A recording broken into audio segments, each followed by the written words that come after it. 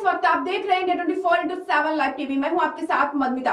कर्नाटक की सत्ता हासिल करने के लिए भाजपा और कांग्रेस की लड़ाई अब तीखी हो गई है।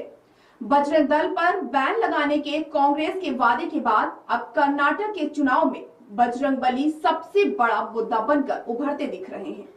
प्रधानमंत्री नरेंद्र मोदी की ओर से कांग्रेस पर बजरंगबली को कैद करने की कोशिश का आरोप लगाए जाने के बाद कांग्रेस डैमेज कंट्रोल में जुट गई है। प्रधानमंत्री मोदी अपनी सभाओं में बजरंगबली के जयकारे लगवा रहे हैं। बड़ा सियासी हथियार हासिल होने के बाद भाजपा इस मुद्दे के जरिए हिंदू वोट बैंक को गोल बंद करने की कोशिश में जुट गई है। कांग्रेस के घोषणा पत्र में बजरंग दल पर बैनर लगाने के बाद एक बार भाजपा काफी हमलावर हुई है और लगातार इस मुद्दे को हिंदुत्व से जोड़ने की कोशिश में जुटी हुई है। भाजपा इस मुद्दे को सियासी रूप में भुनाने की कोशिश में जुटी है। प्रधानमंत्री नरेंद्र मोदी अपनी चुनावी सभाओं में बजरंगबली के जयकारे लगवा रही है, तो पार्टी के अन्य नेता भी इस मुद्दे पर हमलावर हो गए हैं। भाजपा की ओर से बजरंगबली को मुद्दा बनाए जाने के बाद अब कांग्रेस सियासी नुकसान बचाने की कोशिश में जुट गया है।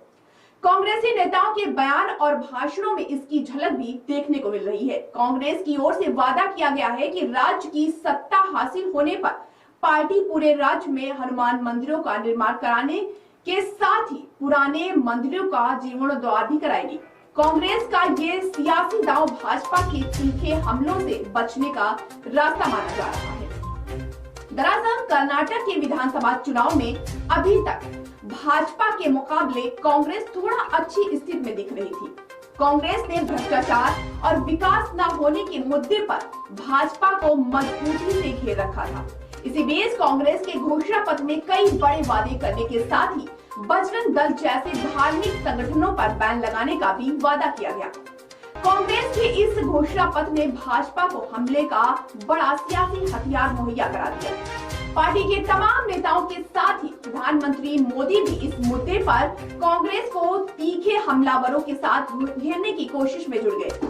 उन्होंने आरोप लगाया कि कांग्रेस ने पहले भगवान श्री राम को ताले में बंद किया और अब वह जय बजरंगबली का नारा लगाने वालों को भी बंद करना चाहती है। उन्होंने कांग्रेस पर आरोप लगाया कि पार्टी के चुनावी वादे से साफ है कि वह भगवान हनुमान की पूजा करने वालों को ताले में बंद करना चाहती है। अपनी सभाओं के शुरुआत और अंत में उन्होंने जय बजरंगबली के नारे भी लगवाए। पीएम मोदी और भाजपा की ओर से किए गए इस तीखे हमले के बाद कांग्रेस बैकफुट पर नजर आ रही है। कांग्रेस को इस बात का एहसास हो गया है कि भाजपा इस मुद्दे को सियासी रूप में भुनाने की कोशिश में जुटी है।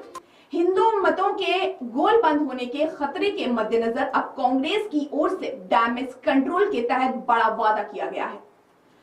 कर्नाटक प्रदेश कांग्रेस अध्यक्ष डीके शिवकुमार ने भाजपा को जवाब देने की कोशिश की है। उन्होंने कहा है कि अगर उनकी पार्टी राज्य में चुनाव जीतने में कामयाब रही तो राज्य में जगह जगह हनुमान मंदिर बनाए जाएंगे। चामुंडी पहाड़ी पर चामुंडेश्वरी देवी और बजरंगबली की पूजा करने के बाद उन्होंने कहा कि राज्य में हनुमान मंदिरों का जीर्णोद्धार भी कराया जाएगा। इन मंदिरों के कामकाज पर नजर रखने के लिए एक स्पेशल बोर्ड का गठन भी होगा। भगवान हनुमान के सिद्धांतों को युवाओं तक पहुंचाने के लिए स्पेशल प्रोग्राम भी चलाने की तैयारी है। कांग्रेस नेता ने कहा कि राज्य के सभी हिस्सों में भगवान हनुमान के नाम पर नीतियां और कार्यक्रम चलाए जाएंगे। शिवकुमार ने कहा कि प्रधानमंत्री मोदी सहित भाजपा के अन्य नेता लोगों की भावनाओं के साथ खेलने की कोशिश कर रहे हैं। सियासी लाभ हासिल करने के लिए भगवान के नाम का इस्तेमाल किया जा रहा है। भाजपा को ये स्पष्ट करना चाहिए कि उसने अभी तक कितने हनुमान मंदिरों का निर्माण कराया है। भाजपा को घेरते हुए उन्होंने आगे कहा कि हनुमान मंदिरों के संबंध में भाजपा की स्थिति अभी तक स्पष्ट नहीं है। कांग्रेस नेता ने कहा कि बेंगलुरु से मैसूर के बीच कम से कम 25 हनुमान मंदिर हैं और इनका निर्माण कांग्रेस के पहले मुख्यमंत्री और कांग्रेस नेता किंगल हनुमंथैया ने कराया था। सियासी जानकारों का मानना है कि कांग्रेस को ये स्पष्टीकरण देने को इसलिए मजबूर होना पड़ा है क्योंकि भाजपा ने बजरंगबली के मुद्दे को काफी गरमा दिया है।